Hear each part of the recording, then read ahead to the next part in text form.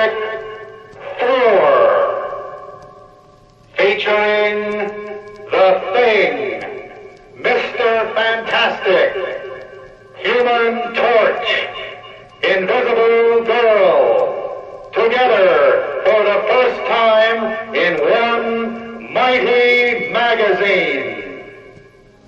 I can't turn invisible fast enough. How can we stop this creature, Torch? Just wait and see, sister. The Fantastic Four have only begun to fight. The three of you can't do it alone. It's time for the Thing to take a hand.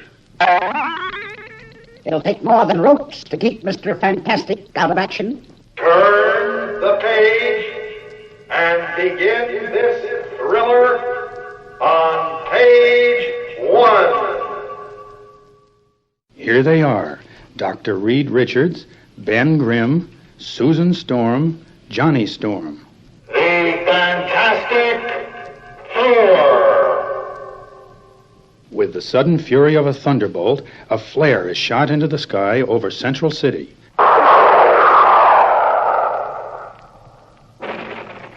Three awesome words take form as if by magic, and a legend is born. Look! In the sky! What in blazes does it mean? I don't know, but the crowds are getting panicky. Rumors are flying about an alien invasion. Above all the hubbub and excitement, one strange figure holds a still smoking flare gun. One strange man who is somehow more than just a man, for he is the leader of the Fantastic Four. It is the first time I have found it necessary to give the signal. I pray it will be the last. Page 2. In another part of town, Susan Storm is having tea with a society friend when she hears the ominous words. Susan, look! Those words in the sky, what do they mean? So it has happened at last. I must be true to my vow. There can be no turning back. It is time for the world to meet the invisible girl. Susan! She's gone. But where? How? Hey, what's going on? Something rushed past me. Something unseen. Stand aside. I have no time to lose. It's a ghost. Just what I need, an empty cap. Boy, what a dull day. I might as well cruise around until I pick me up a fare. Thank you. I will get out here. Okay. Huh? Wait. Who said that? What? Don't just sit there gaping, man. Take your money. I'm hearing things. Seeing things. Or not seeing them. Gangway, I'm getting out of here. It works. I really am invisible. Completely, totally invisible. There can be no doubt. Now all that remains is my mission.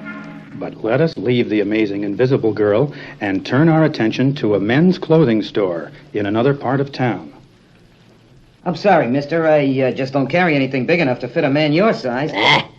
Everywhere it is the same. I live in a world too small for me. Look, out the window in the sky. Those words. The Fantastic Four. What can they mean? So, the time has come. Wait, don't bother taking off your coat. I told you we haven't anything in your size. Your size? Oh, no. What a relief to get rid of those tight rags. Page 4. Why must they build doorways so narrow? Holy smoke. A monster. Hey, look. What's that? I don't know, but I ain't taking any chances with it. Halt. Halt or I'll shoot.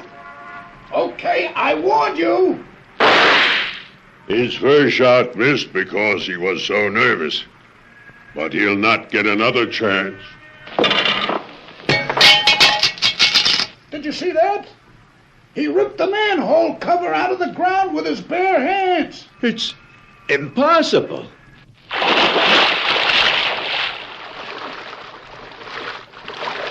I have gone far enough. I should be under my destination by now. But there is no manhole above me. No opening. Bah! I cannot delay. I'll make an opening.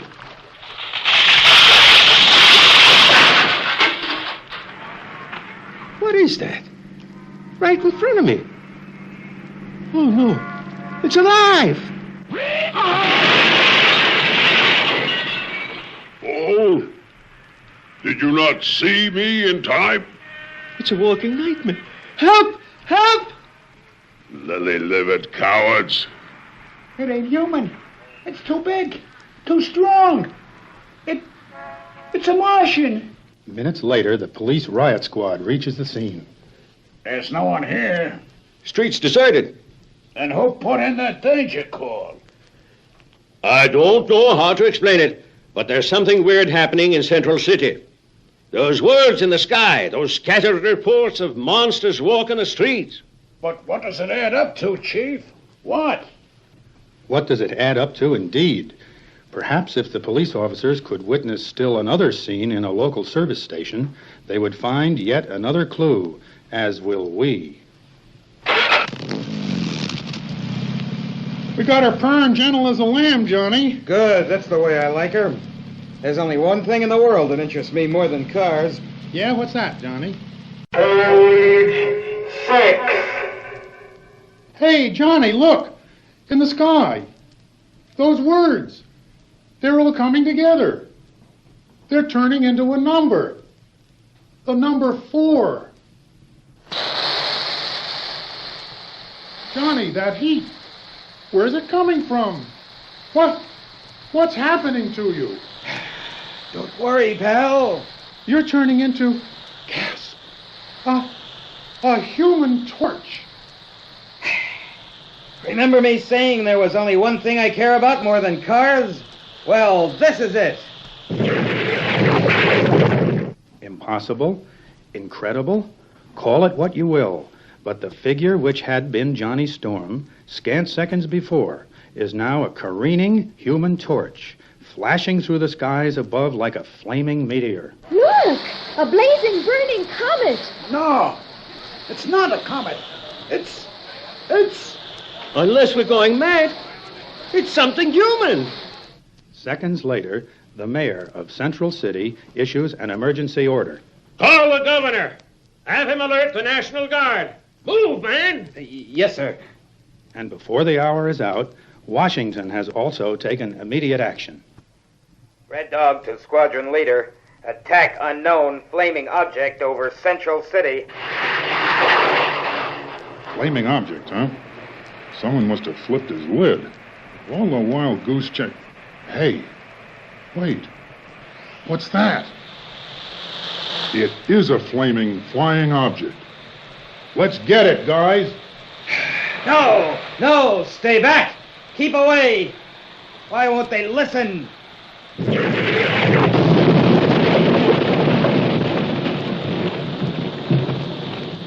I warned them. I tried not to burn their planes, but they came too close. At least they all parachuted to safety. That sound in the distance. It looks like a hunter missile. It zeroed in on me. It's attracted to my flame. I can't escape it. It's too fast. It has a nuclear warhead. If it explodes, I'm a goner. Page 8. Suddenly, the human torch's flame begins to diminish. And as the missile is about to strike him, two impossibly long arms reach above the rooftops and... Moving with dazzling speed, one of the incredible arms hurls the mighty missile far from shore, where it explodes harmlessly over the sea.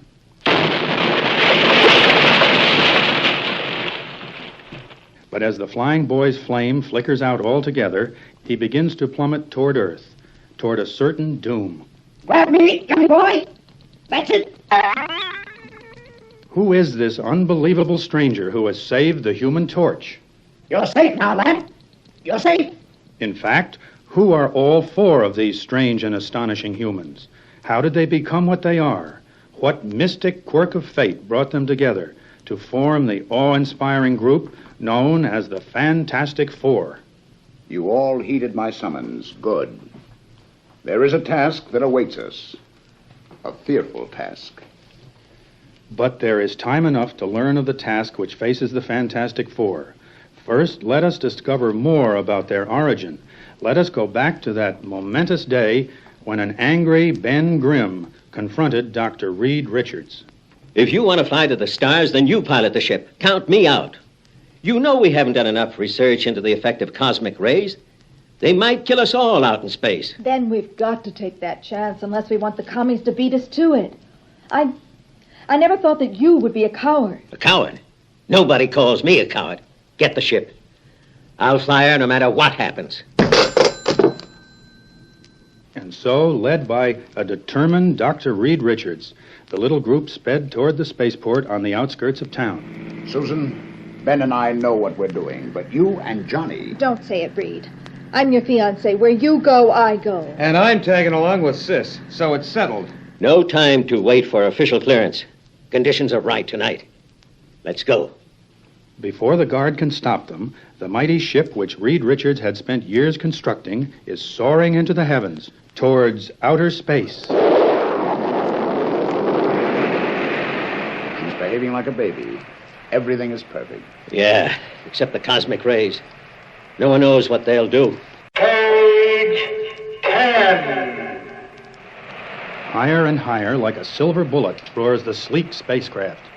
We had to do it. We had to be the first. But we're reaching the cosmic storm area. Hang on. Rack, tack, tack, tack, tack. Hear that? It's the cosmic rays. I warned you about them. They're penetrating the ship. Our shielding isn't strong enough. Then I don't feel anything. Naturally. They're only rays of light. You can't feel them.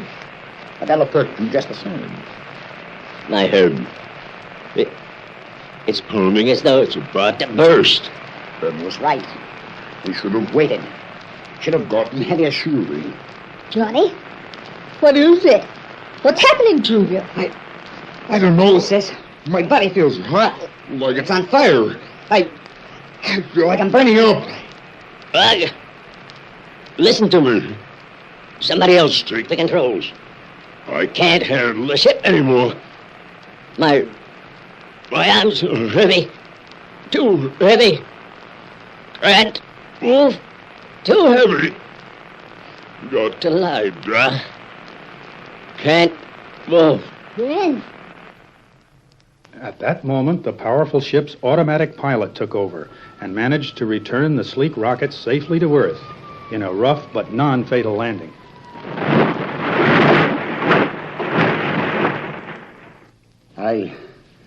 I'm grateful we're all alive. It was mighty close. But, Reed, we failed.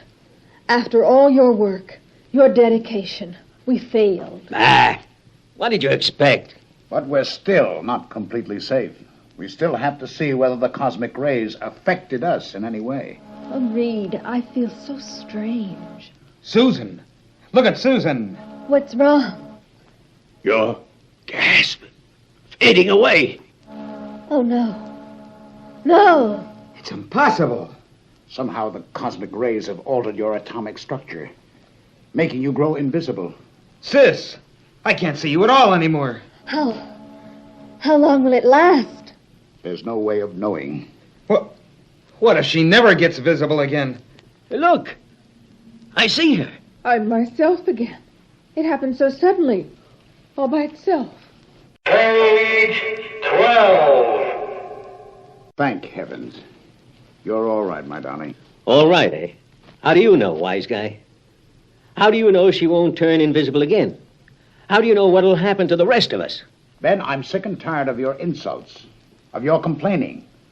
I didn't purposely cause our flight to fail. And I'm sick of you, period. In fact, I'm going to paste you right in that smug face of yours. Then stop. Wait. Look what's happening to you. You're changing. Don't try to talk your way out of it, mister. I'm gonna mop up the place with you. Run, Reed, darling. He's turning into some sort of a thing. He's strong as an ox. Reed, darling. Ah! How can you care for that weakling when I'm here? I'll prove to you that you love the wrong man, Susan. Hey, what? No, you don't. You've had this coming to you for a long time, Ben. Oh, Reed. Reed, not you, too. Not you, too. What am I doing? What happened to me? To all of us? You've turned into monsters, both of you. It's those rays. Those terrible cosmic rays. Now I know why I've been feeling so warm. Look at me. They've affected me, too. When I get excited, I can feel my body begin to blaze. I'm lighter than air. I can fly. Look, I can fly. Minutes later, Johnny Storm's flames subsided, and he landed near the other three. Silently, they watched the small fire he had started in the underbrush burn itself out. Silently, they were each occupied with their own startling thoughts.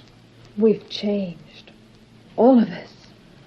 We're more than just human. Listen to me, all of you. That means you too, Ben. Together we have more power than any humans have ever possessed. You don't have to make a speech, Big Shot. We understand. We gotta use that power to help mankind, right? Right, Ben, right. I'm calling myself the Human Torch, and I'm with you all the way. Same goes for me. The invisible girl. There's only one still missing. Ben. I ain't Ben anymore. I'm what Susan called me. The Thing. And I'll call myself Mr. Fantastic. And so was born the Fantastic Four.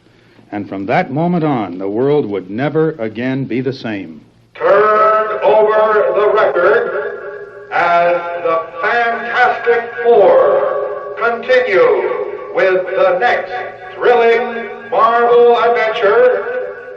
The Fantastic Four meet the Mole Man. Our action continues on page 14.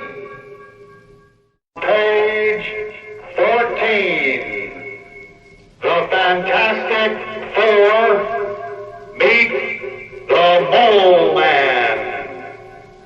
And now, having met our four amazing characters, let us resume our tale. I called you together because I have some pictures to show you. Pictures? What are they? Pin-ups? Look, all of you. This used to be an atomic plant behind the Iron Curtain. Wow, what happened to it?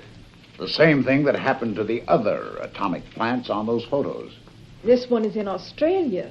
And this is in South America. That's just it. It's happening to atomic plants all over the world. No one knows how or why. Wait. According to the steady impulses on my radar machine, another cave-in is about due to take place. And even as Reed Richards speaks, halfway around the world in French Africa, the following scene is taking place. What is wrong, Pierre? I do not know. It's on the same, but the sand beneath my feet seems to be throbbing. Almost as if something is moving below us. Almost as if... Listen. Don't you feel it? Rumble! Rumble! Help! Rumble! Roar! It is an earthquake. But here in the desert, impossible. Impossible or not, Pierre almost fell to his doom. Wait, the ground is trembling again. What can it be? Sacre bleu. The earth is going mad. Room! Page 16. The entire installation. It is caving in. But the worst is yet to come, for less than 30 seconds later... In the name of heaven, what is that? What indeed? It is a gigantic pair of claws, the like of which have never been seen on Earth or on any planet in the universe. It is unbelievable, mind-staggering, but real. Artillery! Bring the artillery! Hurry! Hurry! Artillery. Of what use is artillery against a creature whose hide is powerful enough to dig its way up through countless tons of rock-hard earth? Artillery. Of what use is artillery against a monster who can crush a heavy tank with one hand?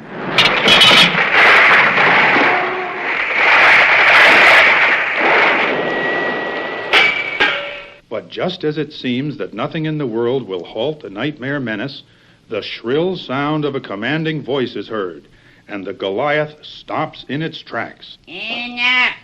Return to Earth's core. Our mission here is finished. Go! For even such a monster heeds its master, a master known as The Mole Man.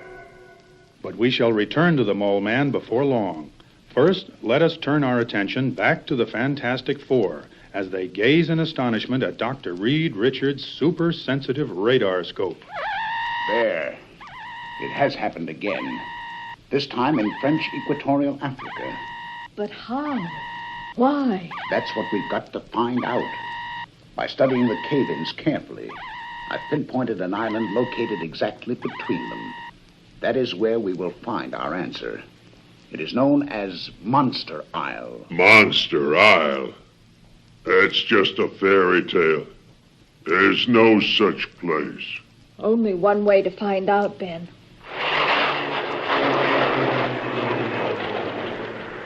And find out they do. Hours later, aboard their small private jet, the Fantastic Four see a strange mountain rising from the sea, like an unearthly, grotesque face. They have found Monster Isle. There it is. Little dreaming what awaits them, they climb to the top of the forbidding peak. If this is just a wild goose chase, mister, I'll make sure you live to regret it. Save your breath for the climb, Gruesome. Hold it. I hear something. It's coming from below. Look! Those eyes! Suddenly, a living, three-headed nightmare hurls itself at them from over the edge of the peak of Monster Isle. Page 18. Quick, Sue! Turn invisible! Seeing one of its intended victims vanish before its eyes, the monster halts, bewildered. There's just time for me to become Mr. Fantastic again. I'll make a huge lasso out of my arm. Buddy, I had heard there was a giant three-headed creature guarding this isle, but he shall guard it no longer. But before Mr. Fantastic and the Human Torch can catch their breath... Look out! It's a cave-in! Hold on, Johnny. Hold on. Oh, lucky Sue and Ben weren't with us at the edge. Finally, the amazing duo float down to the bottom of the pit. It's pitch dark. What sort of place can it be? Reed, I feel something. It's a trap door in the wall. It's moving. That light, where did it come from? It's blinding. I can't see. I'm blacking out. It might be minutes or hours later when the two men regain their senses, only to find themselves garbed in strange adhesive-type suits which protect them from the blinding, unearthly glow. My head... The light. It actually caused us to lose consciousness. But how did we get into these suits? Sam, you have recovered, have you? It is about time. Who are you? I can't see. And where are we? The reason you cannot see is you are blinded by the glare from the Valley of Diamonds. And as for me, I am the Mole Man. Page 20. The Mole Man's Secret. Before we witness the breathtaking conclusion of our amazing tale, let us gather together all the loose ends. Let us return to the two members of the Fantastic Four who did not fall below during the cave-in. Reed and Johnny. Got to find them. Wait. That noise behind me. What? But other ears also hear the menacing sounds, and other eyes behold the frightening sight, the eyes of the Thing. Doc, Sue, out of the way. Let me handle him. The second gigantic guardian of Monster Isle is powerful beyond belief, but he is fighting an enemy whose every atom has been charged with cosmic rays, an enemy who can't be stopped. You've done it, Ben. You've beaten him. What did you expect? I'm the Thing, ain't I?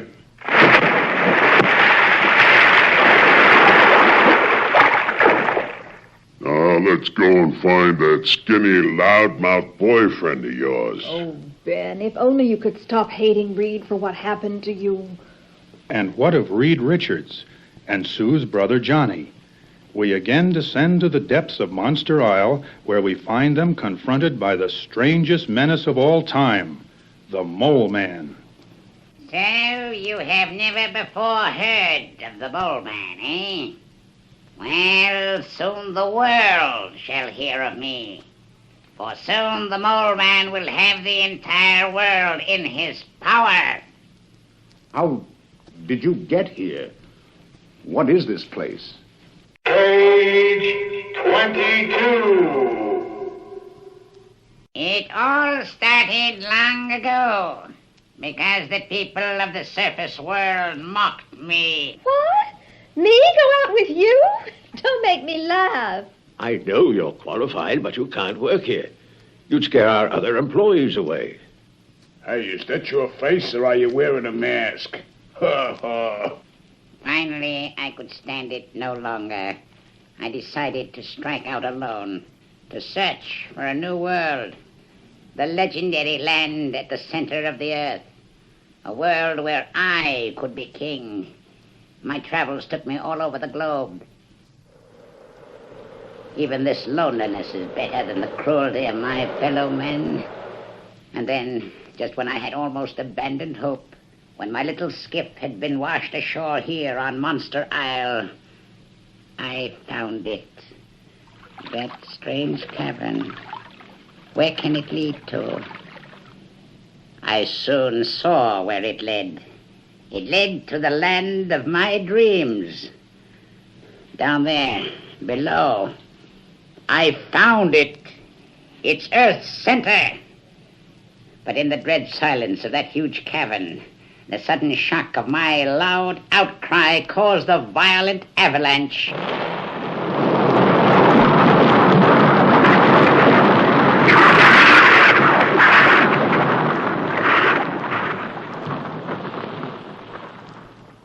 And when it was over, I had somehow miraculously survived the fall. But due to the impact of the crash, I had lost most of my sight. Yes, I had found the center of Earth, but I was stranded here, like a human mole. That was to be the last of my misfortunes. My luck began to turn in my favor. I mastered the creatures down here, made them do my bidding, and with their help I carved out an underground empire. A note of madness creeps into the mole's voice as he speaks of his power. And then he makes his first fatal mistake. I conquered everything about me. I even learned to sense things in the dark, like a mole. Here, I'll show you. Try to strike me with that pole. Try it, I say. Ah! I sense that blow coming. Nothing can take me by surprise. And I have developed other senses, too, like those of the bat. I possess a natural radar sense, a warning system which enables me to evade whatever danger strikes at me. Compared to the Mole Man, you are slow, clumsy. Ha! See how easily I defeat you? Or any others who try to defy me? Now, before I slay you all, behold my master plan. See this map of my underground empire. Each tunnel leads to a major city. As soon as I have wrecked every atomic plant, every source of earthly power, my mighty mole creatures will attack and destroy everything that lives above the surface. And now, at my signal, those creatures of darkness, my denizens of Earth's center, shall dispose of all of you witless intruders. Well, see about that, Mole. The thing. Page 24. Too late, fool. The die is cast. There is no turning back. Thing. Look out, behind you. Hearing the mole's signal, the largest and most deadly of his underground creatures ponderously raises itself into the room, its brainless rage directed at the 4 astonished humans. And then the Fantastic Four fly into blazing action. Look out, Reed. I'm going to burn my way out of this monkey suit. Good boy, Torch. Stand aside, gang. It's going to get mighty warm around here. Back and forth, buzzing around the monster's head like a hornet, flies the Human Torch as the gigantic creature vainly tries to grasp his fiery foe. Reed, the mole man, he's escaping. Not if I can help it, Sue. And help it, I can. Moving like a well-oiled fighting machine, the Fantastic Four, with the deadly mole man in their grasp, race for the surface. But then their evil antagonist seizes the signal cord again, and... You haven't won yet. Even you can't defeat all of my under-earth horde. Hurry, Reed. Hurry. Can't you even hold on to one little guy? And then they come, like figments of a mad nightmare. Roaring, running, snarling. The mole man's entire army of underground gargoyles.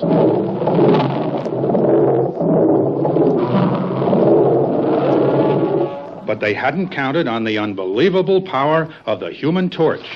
Flying between his fantastic allies and the pursuing horde, he blazes a fiery swath which melts the soft earth. This will cause a rock slide, sealing us off from those creatures.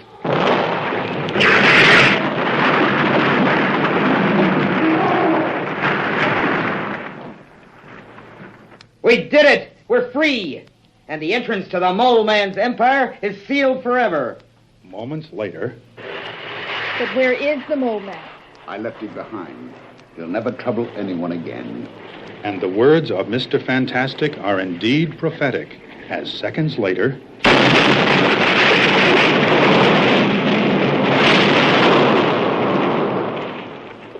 He's destroyed the entire isle. He's sealed himself below forever. It's best that way. There was no place for him in our world. Perhaps he'll find peace down there. I hope so. I just hope we have seen the last of him. The end.